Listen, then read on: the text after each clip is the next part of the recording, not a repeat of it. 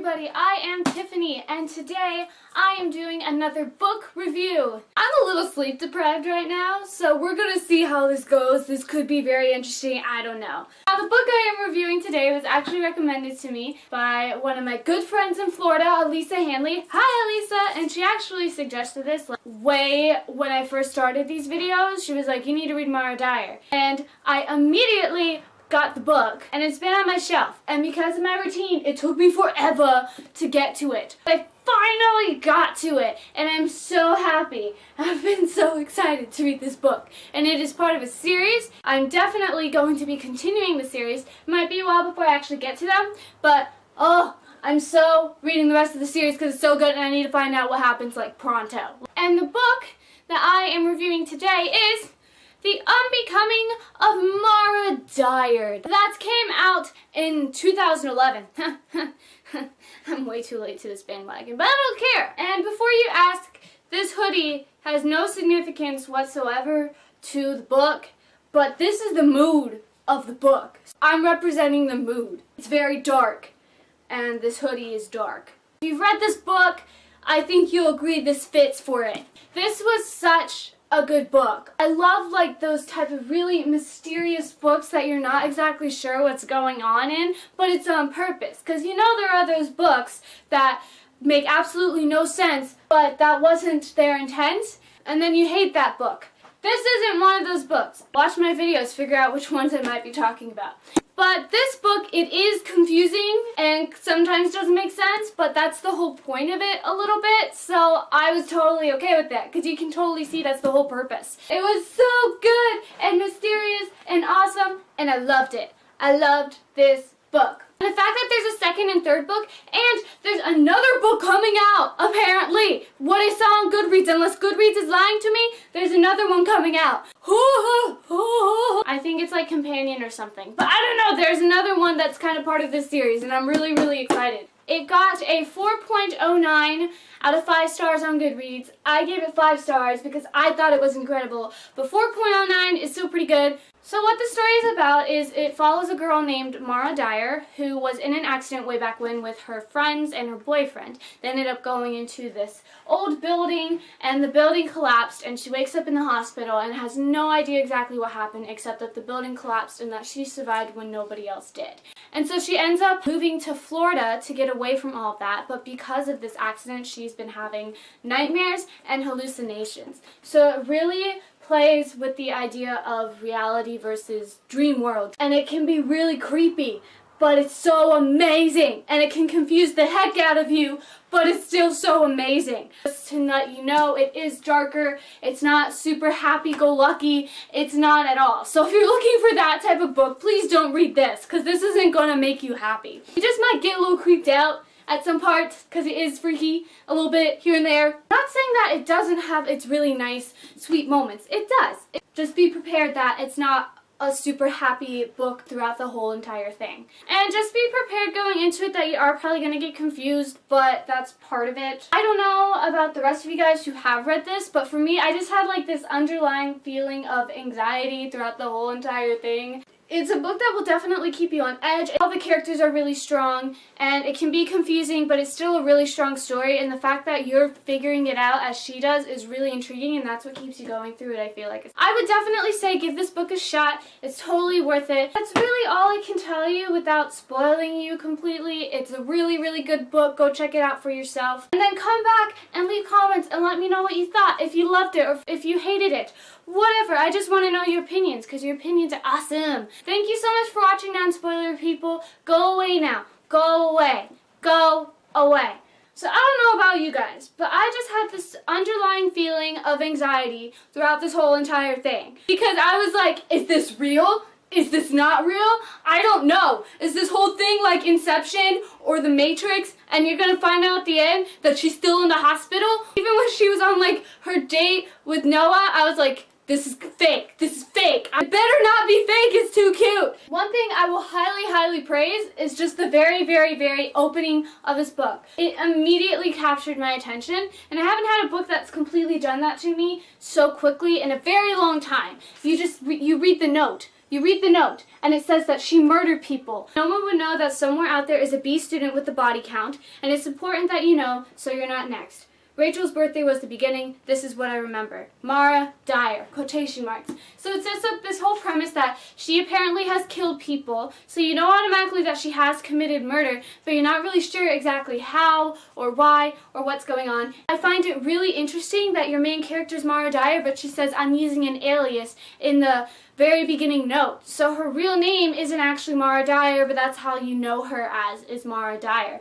And I wonder if you're actually going to find out her real name. But that note right there made me go, okay, I'm totally in. And then that opening chapter was so good too, because you have the whole situation with the birthday. First of all, those girls were stupid because one, they played Ouija board. You don't play Ouija board, especially in your own house. You want to know why? Because you're going to get entirely freaked out and paranormal activity is going to happen to you. Watch the movie Ouija. What does Rachel do? She asks a really dumb question, saying how's she going to die? And what does the Ouija board spell out? Mara. O-M-G. That's a good opening right there. So then we end up getting into Florida. First of all, I was like, why does this have to take place in Florida? Because I'm from Florida, and thank God it was in Miami, which is far from where I lived in Florida. But I was still like, in Florida, really? Because Florida's my home. I don't want Mara Dyer in Florida. You get introduced to some of the characters there. You have Emma, who's just plain annoying. And Aiden bugged me so badly. And then you meet Jamie. Jamie I really liked. I hope he's in the other books more. I mean, it was more towards the end, but he did get suspended, and then you didn't hear from him from the rest of the book. Can we bring Jamie into this situation, please? Because Jamie's awesome. I love Jamie. I'm interested to see the friendship between her and Jamie. I want him to be in it more. I feel like he helps her a lot. And then you finally meet Noah Shaw. Oh, it's been a while since I've had like a book crush. And oh my god, Noah Shaw is adorable. He's amazing and he's British, so imagining that British accent was fantastic. And I know that Noah is kind of a player, but OMG, he's a really cute player who's British. Their banter back and forth was so cute and so witty, and it made me chuckle so many times. Be together forever. Por favor. And it's really weird though because they haven't really kissed and they're kind of a couple, which is interesting. I mean, that's fine. I mean, they're adorable without the kissing. But I just realized that they kissed once maybe, and then she thought he almost died. Because of that? I wonder if he did. Did he actually die? Or almost die? Or was that her imagination? Yo no sé. The hallucinations throughout this made it so interesting and intriguing, and they weren't super duper scary jump ones. It was just tiny little nuances that made it really scary. One of the ones that stuck out to me was she walks into her house. First of all, the door's open, which is not a good sign. Why would you walk into the house without calling somebody if the door is open? It's one thing if it's unlocked, but if it's open, you call someone first and get backup for you. Even if you don't want to let them know that you might be partially crazy. I don't care. No. And then the hallway like flips on her and like the pictures were on one side, but then now they're on the other. I was like, what's going on? I'm really freaked out. That earring scene was really creepy. They're in her ears, but then they're not in her ears. They're in the bathtub, but then she sticks her hand in the bathtub and it burns. But then the earrings are back in her ears when she wakes up in the hospital. I'm like, but no, they were in the bathtub. I don't know. I think one thing that was really cool about it though is because what kept that level of anxiety is because you had no idea when it was going to happen. Like with her first date with Noah. I'm not expecting it to happen on her first date with Noah. This is going to be a sweet little moment for her, and then Noah's going to find out she's crazy and it's going to kind of spiral a little bit. He ends up having a hallucination and a flashback while they're in the art museum. What is Noah seeing right now? That was all I was thinking. Standing there like freaked out, like what's going on? So having that element, it just added something because you had no idea when it was going to happen. I did like how they did the flashbacks for her accident. I thought that was really well executed. You don't know what exactly happens, and just getting bits and pieces here and there and putting it all together was really cool, especially as you're finding out more about her power. I'm kind of confused about her power. I know she can kill things by visualizing them being killed. Between the dog owner, the school teacher, that school teacher was rude, but I don't know if she deserved that. So I get that aspect of it. But I feel like there's more to her power than just that. And I feel like the hallucinations are going to come into play with that too. I'm interested to see how it develops because I really doubt that her only power is being able to visualize someone being killed. Is she going to be like a villain or something? Because I feel like she's going to really abuse this power. Especially at the end, you have the whole thing where she tries to get that one guy shot because she thinks that he kidnapped her brother, and then her dad ends up getting shot and almost dying. This is why you should listen to Noah. Just listen to Noah. He knows what he's talking about, okay? And we all agreed to do that. Please. One part that did confuse me a lot, and then later on it was a little bit explained, but I was still like, huh? Was the whole part with her brother being kidnapped. You don't know exactly what's going on, and when Noah appears at her window, I'm like, this has got to be hallucination. Especially when they went into the swamp and everything, I was like, this has got to be hallucination. And you kind of think it is for a good majority of the rest of the book because she thinks it's a hallucination, but it's not a hallucination. I don't know what to think anymore. I'm confused. By the way, confused is confused pronounced fancy. And then you find out that Noah has powers. That was unexpected. Noah is the opposite of Mara Dyer. She kills things, he can save and heal things. Opposites attract, I guess. And it makes a lot of sense because I thought she had healing powers at first because of her burned arm and that it healed really quickly and everything.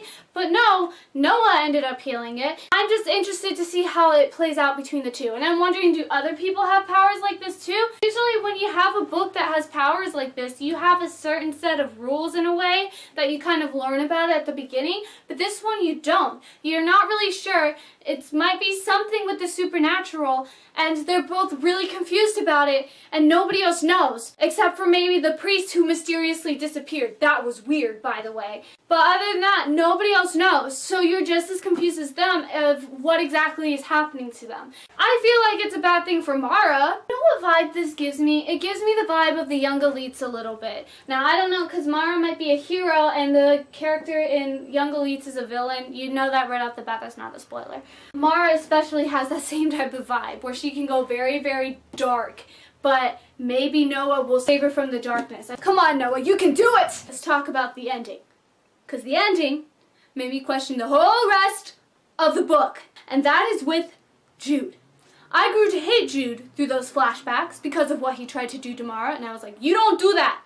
But he didn't get what he kind of deserved because he's not dead. He's not dead, guys. That scares the heck out of me. And it all, clicks into place because he's the one that kidnapped her brother. And now I'm wondering how many of the hallucinations are actual hallucinations. Because if the door was open, he could have been messing with her. Did you think about that? Like the hallucination with the earrings? The earrings were in the bathtub, but then he puts the earrings back on her before they find her, and then he leaves. I don't know. It makes me question everything that's going on, and I hate Jude, and I'm so scared. But then I'm wondering, Mara could technically just use her power on him and think, I want Jude dead. Kablamo, kablam. I really don't think it'd be that hard if she can kill her Spanish teacher for giving her an F in class. But I feel like there's got to be something that Jude has. Especially if Jude survived the building being collapsed basically on top of him. We need to figure out what happened, okay? Before Jude and Mara do something really, really stupid. You have Noah, and then you have Mara, and then you have Jude. And they're all three going to have powers. And it's going to be an awesome, epic battle. And Mara's just going to continue losing her mind in the process. If she falls for him again, I'm going to be really pissed. She better not. There better not be any hint of a love triangle happening between Jude, Mara, and Noah. Then I will jump in the book and tell Mara to stop being ridiculous and stick with Noah. That's really all I have to say about this book. Thank you for watching. I needed to rant so much because it was so good. If you haven't read this, I don't get why you stuck all the way through the spoilers, but you should still read it because I didn't cover everything, so go read it for yourself. It's so good. Recommend it to friends and family members. It's amazing. Thank you for watching. If you have any other book or movie recommendations, or if you want to see any other type of video, like a tag of some sort or a Q&A, let me know in the comments below and I will totally do it. Have a wonderful day, evening, afternoon, whatever time of the day you're watching this, and don't forget to be awesome. Alright, have a wonderful, wonderful, wonderful day. Goodbye! Woo!